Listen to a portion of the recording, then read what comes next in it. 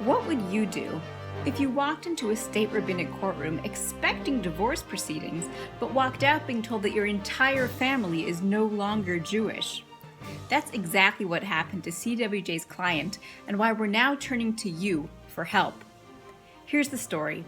30 years ago, a woman made Aliyah to Israel from the former Soviet Union. She met a man, got engaged, and went to register for marriage at the state rabbinate. After undergoing a Jewishness investigation, the Rabbinic Court confirmed that she was indeed Jewish. She got married, had 2 daughters, and lived happily ever after.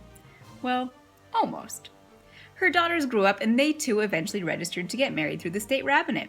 Both underwent more Jewishness investigations and both were again reaffirmed as being Jewish. But here's where things get complicated. A few years ago, one of the daughters, let's call her Anna, found herself in the midst of a contentious divorce. During one of the Rabbinic Court hearings, her husband yelled out, "She's not Jewish!" Now, you'd think the Rabbinic Court would recognize his outburst for what it was, a baseless accusation by a man with a vested interest in hurting his wife. But instead of throwing out his claim, or even asking him for any proof to back it up, the Rabbinic Court opened yet another Jewishness investigation against Anna. But it gets even worse. The Rabbinic Court overreached their legal jurisdiction and summoned Anna's entire extended family to court.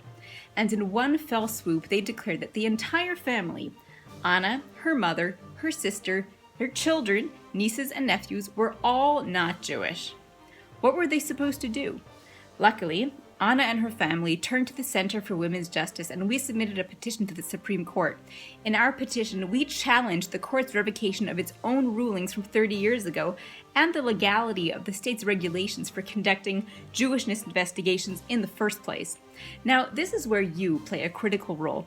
The Rabbinic Court is relying on our apathy and our silence. They're banking on the civil courts turning a blind eye, but we can put an end to this. We urgently need your help to support CWJ's legal advocacy for Anna, her family, and all women that CWJ fights for every day.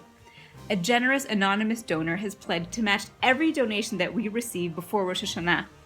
That means that every shekel or dollar that you give will have twice the impact. So please donate and share.